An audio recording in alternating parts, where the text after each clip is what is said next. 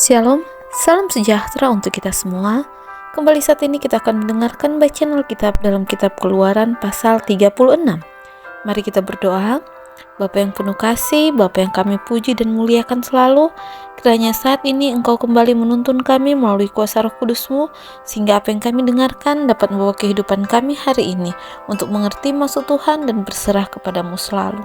Dalam nama Yesus kami berdoa, amin. Demikianlah harus bekerja Besalel dan Aholiab dan setiap orang yang ahli yang telah dikaruniakan Tuhan keahlian dan pengertian, sehingga ia tahu melakukan segala macam pekerjaan untuk mendirikan tempat kudus, tempat menurut yang diperintahkan Tuhan.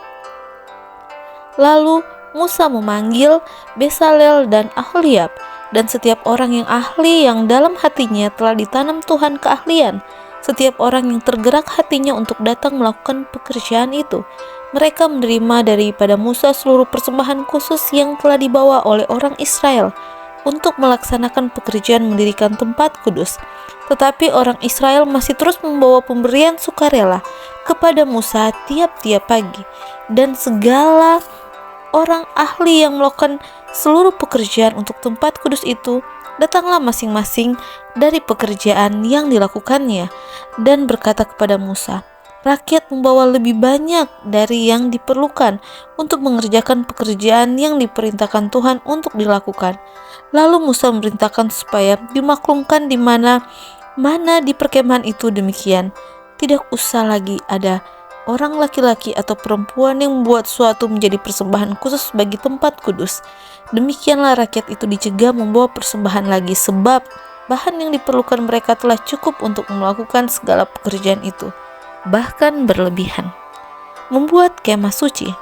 Lalu semua ahli di antara tukang-tukang itu membuat kemah suci dan 10 tenda dari linen halus yang dipintal benangnya, dan dari kain ungu tua, kain ungu muda, kain kirmisi dengan ada kerupnya buatan ahli tenun dibuat orang semuanya itu. Panjang tiap-tiap tenda 28 hasta dan lebar tiap-tiap tenda 4 hasta. Semua tenda itu sama ukurannya. 5 dari tenda itu dirangkap menjadi satu, dan 5 lagi juga dirangkap menjadi satu. Pada rangkapan yang pertama di tepi satu tenda yang di ujung dibuatlah sosok-sosok kain ungu tua, dan demikian juga di tepi satu tenda yang paling ujung pada rangkapan yang kedua. 50 sosok dibuat orang pada tenda yang pertama dan 50 sosok pada tenda yang di ujung pada rangkapan yang kedua, sehingga sosok-sosok itu tepat berhadapan satu sama lain. Dibuatlah 50 kaitan emas, dan disambungnyalah tenda-tenda kemah suci yang satu dengan yang lain dengan memakai kaitan itu sehingga menjadi satu. Dibuatlah tenda-tenda dari bulu kambing menjadi atap kemah yang menudungi kemah suci. 11 tenda dibuat orang. Panjang tiap-tiap tenda 30 hasta dan 4 hasta lebarnya tiap-tiap tenda, yang 11 tenda itu sama ukurannya. Disambungnyalah 5 dari tenda itu dengan tersendiri dan 6 dari tenda itu dengan tersendiri. Dibuatlah 50 sosok pada rangkapan yang pertama di tepi satu tenda yang di ujung, dan dibuat 50 sosok di tepi satu tenda pada rangkapan yang kedua. Dibuat oranglah 50 kaitan tembaga untuk menyambung tenda-tenda kemah itu sehingga menjadi satu. Juga dibuatlah untuk kemah itu tudung dari kulit domba jantan yang diwarnai merah, dan tudung dari kulit lumba-lumba di atasnya lagi. Dibuat oranglah untuk kemah suci itu papan dari kayu penaga yang berdiri tegak, 10 hasta panjangnya satu papan, dan 1,5 hasta lebarnya tiap-tiap papan. Tiap-tiap papan ada 2 pasaknya yang disengkang satu sama lain. Demikianlah diperbuat dengan segala papan kemah suci. Dibuat oranglah papan-papan untuk kemah suci, 20 papan pada sebelah selatan dan 40 alas perak dibuat orang di bawah ke-20 papan itu. 2 alas di bawah, 1 papan untuk kedua pasaknya, dan seterusnya 2 alas di bawah setiap papan untuk kedua pasaknya. Juga dibuat orang untuk sisi yang kedua dari kemah suci pada sebelah utara 20 papan dengan 40 alas peraknya. 2 alas di bawah satu papan, dan seterusnya 2 alas di bawah setiap papan. Untuk sisi belakang kemah suci pada sebelah barat dibuat oranglah 6 papan.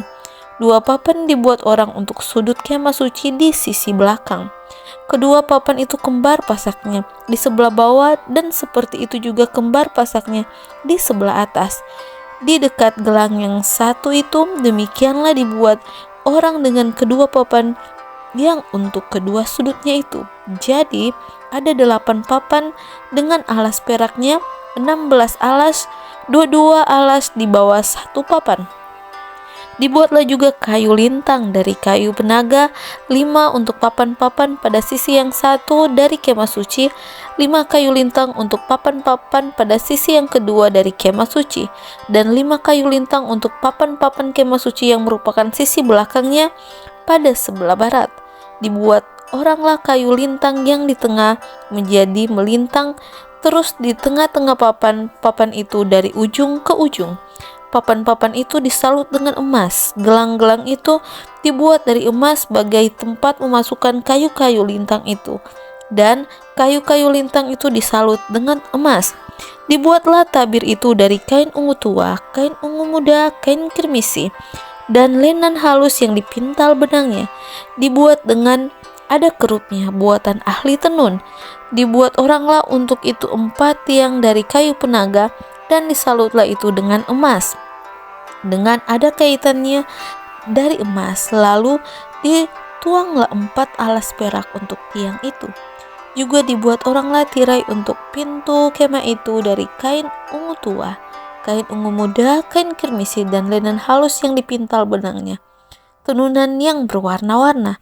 Dan kelima tiangnya dengan kaitan untuk tiang itu disalutlah ujungnya dan penyambung-penyambungnya dengan emas, dan kelima alasnya itu ada dari tembaga.